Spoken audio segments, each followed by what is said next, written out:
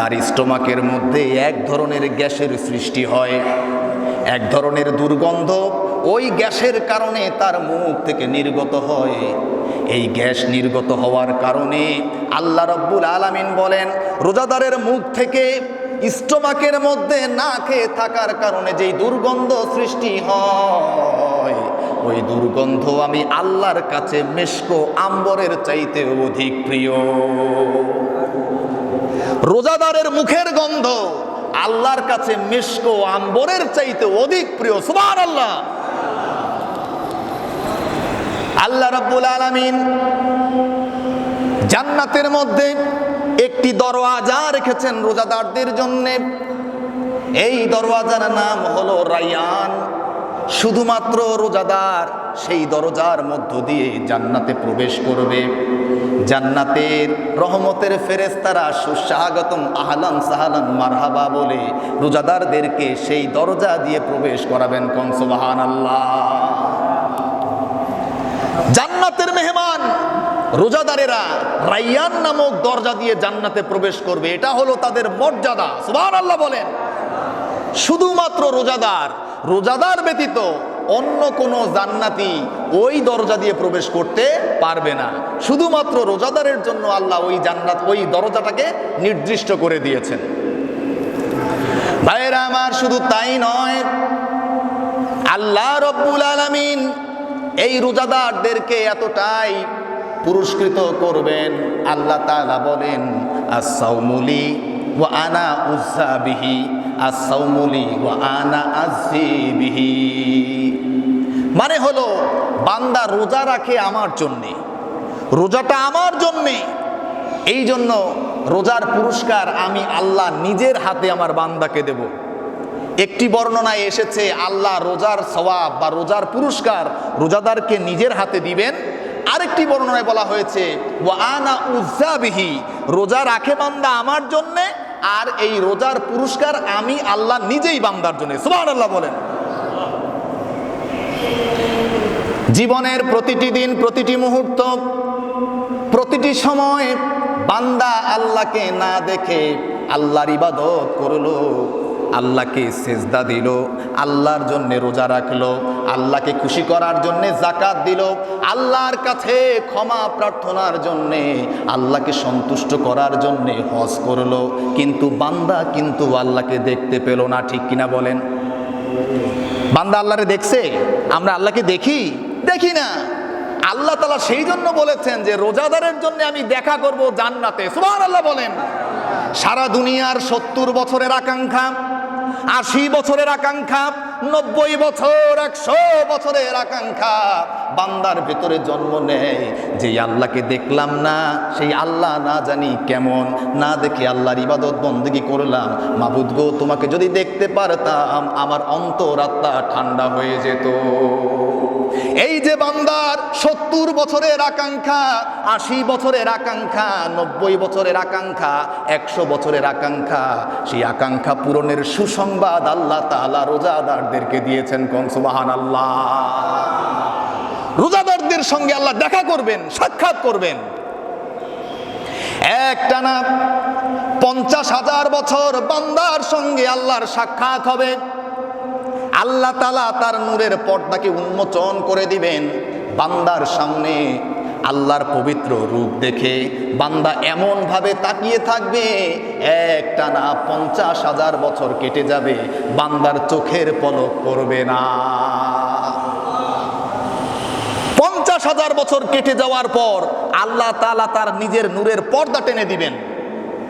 অমনি সকল বান্দাগণ আল্লাহর রূপ দেখে বান্দারা যখন মুগ্ধ হচ্ছিল, তাদের তৃষ্ণা মেটাচ্ছিল, নিবারণ করছিল, বান্দাগুলো তখন কান্না শুরু করে দেবে, আল্লাহ সামান্য একটু দেখাইলা, 80 বছর, 90 বছর, 100 বছর তোমারে না দেখে ইবাদত করছি, খালি আজকে দেখার জন্যে, আজকে দেখা দিলা, এতটুকুন সময় আমাদের আত্মা তো ঠান্ডা হলো না, আমরা তো তৃষ্ণার্তই থেকে গেলাম, তোমাকে দেখে তো আমাদের আশা মিটলো না। আল্লাহ রাব্বুল আলামিন তখন বলবেন, আমার বান্দারা, আমার রূপের কসম, আমার ইজ্জতের কসম, একটানা 50,000 বছর আমি তোমাদের সামনে ছিলাম, তোমরা আমাকে দেখেছো। বান্দা বিশ্বাস করো, 50,000 বছর এক মুহূর্তে তোমাদের পার হয়ে গেছে। তোমরা একটু সময় বলছো, তোমরা একটানা 50,000 বছর আমাকে দেখেছো। সুবহানাল্লাহ বলেন।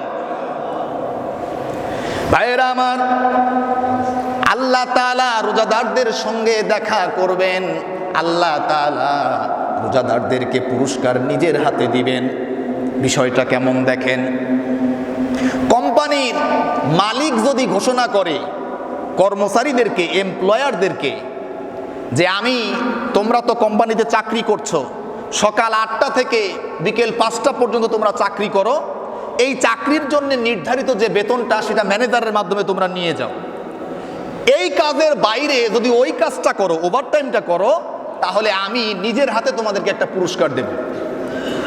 এখন মালিক যদি এই ঘোষণা দেয় এমপ্লয়ীদেরকে, কর্মচারীদেরকে, কর্মচারীরা তখন বুঝবে যে এতদিন তো মাসিক বেতনটা আমরা ম্যানেজারের কাছ থেকে নেই, 8টা থেকে 5টা পর্যন্ত নির্ধারিত কাজের জন্য বেতন। মালিক যেহেতু নিজে ঘোষণা দিছে এই কাজের জন্য আলাদা বেতন দেবে এবং সেটা মালিক নিজের হাতে দেবে, অতএব মালিক ম্যানেজারের মতো আমারে বেতন দেবে না, মালিক বেতন দেবে মালিকের মতো। ঠিক কিনা বলেন? এই জন্যে এমপ্লয়ীদের সেই মালিকের ঘোষণা শোনার পরে ওই মালিকের কাজটা করার প্রতি আগ্রহ বেড়ে যায়। ঠিক কিনা কোন? ঠিক তেমনি ভাবে আল্লাহ তাআলা রোজার ব্যাপারে বলেছেন যে দেখো, তোমাদের অন্যান্য কাজের জন্য যা তোমাদের সওয়াব সেটা নির্ধারিত, আর আমি আল্লাহ তোমাদের সওয়াবকে 10 থেকে 700 গুণ পর্যন্ত বাড়িয়ে দেই, কিন্তু শুধু রোজাটা রেখেছি আমার জন্য। সুবহানাল্লাহ বলেন। রোজা বান্দা আমার জন্য রাখে, আর এই রোজার পুরস্কার আমি আল্লাহ নিজের হাতে আমার বান্দাদেরকে দেব। অতএব আল্লাহ যেহেতু রোজার সওয়াব নিজের হাতে দিবেন, অন্যান্য সওয়াবের মতো নয়, অবশ্যই অন্যান্য সওয়াবের চাইতে রোজার সওয়াবটা একটু ব্যতিক্রম হবে, ভিন্ন হবে, শ্রেষ্ঠ হবে, এটাই যুক্তিসঙ্গত। এখন কথা হলো, আমরা নামাজ পড়ি না? নামাজ পড়ি কিনা? পড়ি। রোজাও রাখি, হজও করি, জাকাতও দেই। এবার দেখেন, নামাজটা কিন্তু আমরা আল্লাহর উদ্দেশ্যে, সন্তুষ্টির উদ্দেশ্যেই পড়ি, কিন্তু এমনও তো লোক আছে যে একটা ভরা সমাজে আমরা গেলাম, ওইখানে সবাই নামাজ পড়তেছে। এখন আমি যদি নামাজ না পড়ি তাহলে মানুষ কি বলবে? যে দেখো, আমরা সমাজে সবাই নামাজ পড়লাম, এই লোকটা নামাজ পড়লো না। তখন লোক লজ্জার ভয়ে, লোক চক্ষুর কারণে, মানুষ নিন্দা করবে এই ভয়ে সে নামাজে দাঁড়ায় যায়। ওযু আছে কি নাই, আল্লাহু আকবার। ঠিক কিনা? মানুষের লোকমুখের কথার ভয়ে, লজ্জার ভয়ে মানুষ নামাজ পড়ে না? লোক দেখানোর জন্য মানুষ নামাজ পড়ে না? পড়ে। অনেক রাজনীতিবিদরা নির্বাচনের আগেও নির্বাচনী নামাজ আছে একটা, এটা পড়ে না? আচ্ছা, এরপরে আপনি টাকার মালিক হয়েছেন, যথেষ্ট টাকা আছে আপনার। এখন বছর শেষে রমজান মাস আসলো, আপনি যদি জাকাত না দেন, তখন আপনি চিন্তা করবেন যে আমার অনেক টাকা পয়সা, এখন আমি যদি জাকাত কিছু না দেই তাহলে মানুষ কি বলবে? যে এত টাকা আছে কিন্তু লোকটা জাকাত দেয় না। তখন কি করে? রোজার মাসে পাইকারি মার্কেট থেকে কম দামে কিছু শাড়ি, লুঙ্গি এসব কিনে মানুষকে লাইন ধরে দিতে থাকে, আর বলতে থাকে যে এই যে জাকাত দিলাম, মানুষ যেন বলবে যে উনি টাকা আছে, খুব জাকাত দিয়েছে। ঠিক কিনা? মানুষের কথার ভয় থেকে বাঁচার জন্যে জাকাত দেয় মানুষ, মানুষের নিন্দা থেকে বাঁচার জন্য নামাজ পড়ে মানুষ, মানুষের নিন্দা থেকে বাঁচার জন্য হজও করে। যে টাকা আছে, পয়সা আছে, হজে না গেলে মানুষই বলবে কি? অন্তত হজ করতে গেলে অনেকে তো এখন আবার হজ করতে যায়, হাজি শব্দটা যাতে মানুষ বলে, যাতে আলহাজ বলে, এই জন্য আলহাজ বলে ডাক দেবে, এই জন্যে মানুষ হজও করে। ঠিক কিনা কোন? তাহলে নামাজ লোক দেখানোর জন্য পড়ে, হজ লোক দেখানোর জন্য করে, এরপরে জাকাত এটাও লোক দেখানোর জন্য মানুষ দিয়ে থাকে। কিন্তু রোজা সকাল থেকে সন্ধ্যা পর্যন্ত মানুষকে দেখানোর জন্য কোনো ব্যক্তি না খায় একটা পাগলেও থাকবে না। ঠিক কিনা বলেন? এজন্যে আল্লাহ তাআলা বলেছেন যে রোজা বান্দা আমার জন্যই রাখে, এই জন্য রোজার পুরস্কার আমি আল্লাহ নিজেই দেব, অথবা রোজার পুরস্কার আমি আল্লাহ নিজেই। সুবহানাল্লাহ বলেন। দরুদ শরীফ পড়েন। আল্লাহুম্মা সাল্লি আলা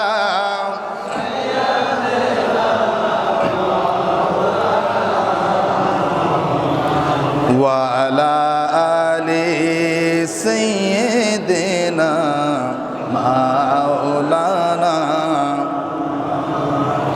আল্লাহ রাব্বুল আলামিন রমজানকে এমন শ্রেষ্ঠত্ব দান করেছেন, রমজান মাসে একটি নফল ইবাদত করলে অন্যান্য মাসে একটি ফরজ ইবাদতের সমতুল্য হয়ে যায়। কোন সুবহানাল্লাহ। আপনি রমজান মাসে যখন একটি নফল ইবাদত করবেন, সেই নফল ইবাদতটি অন্য মাসের ফরজের সমান হয়ে যাবে। প্রশ্ন করতে পারেন, তাহলে ফরজ ইবাদত যদি করি, সেই ফরজ ইবাদত কিসের সমান হবে? প্রশ্ন আসে কিনা? যদি রমজান মাসে আপনি একটি ফরজ ইবাদত করেন, আল্লাহ রাব্বুল আলামিন অন্যান্য মাসের 70টি ফরজের সমান সওয়াব দান করবেন। চিৎকার মেরে কোন সুবহানাল্লাহ। তাহলে রমজান মাসের একটি ফরজ ইবাদত যদি অন্যান্য মাসের 70টি ফরজ ইবাদতের সমতুল্য হয়, সমান হয়, তাহলে রমজান মাসের একটি জুমা অন্যান্য মাসের কয়টি জুমার সমান হবে? কয়টি জুমার সমান হবে? কথা বলতে হবে, কথা বলতে হবে। কথা যদি না বলেন তাহলে বুঝবো যে আপনারা আসেন আর যান, হাজিরা দেন। কি হয় কথা কিছুই শোনেন না। এই কথায় এই ওয়াজে কোনো ফায়দা হবে না। অবশ্যই কথা বলতে হবে, মনোযোগ সহকারে কথা শুনতে হবে। মনোযোগ সহকারে যদি কথা শোনেন, কোথাও যদি এই বিষয়ে আলোচনা হয়, সেখানে আপনিও সামিল হয়ে সঠিক তথ্য দিতে পারবেন, ঠিক কিনা? অতএব মনোযোগ সহকারে কথা শুনতে হবে। ভাইয়েরা আমার, স্বাভাবিকভাবে এটা আমরা বুঝে নিলাম যে রমজান মাসের একটি জুমা হচ্ছে অন্যান্য মাসের 70টি জুমার সমান। সুবহানাল্লাহ বলেন। ভাইয়েরা আমার, রমজান মাস আমাদের মধ্য থেকে বিদায় হয়ে যাচ্ছে। আজকে আমরা জুমাতুল বিদা অর্থাৎ রমজান মাসের শেষ জুমায় আমরা উপস্থিত হয়েছি। আপন পীরের পাক কদমে আমরা উপস্থিত হয়েছি। আগামী বছর রমজান মাস আমরা আর ফিরে পাবো কি পাবো না আমরা জানি না। আল্লাহ তাআলা আগামী বছর রমজান মাসে আমাদেরকে দুনিয়ায় হায়াতে বাঁচিয়ে রাখবেন কিনা সেটা তিনি জানেন, আমরা কিন্তু জানি না। অতএব প্রত্যেকটা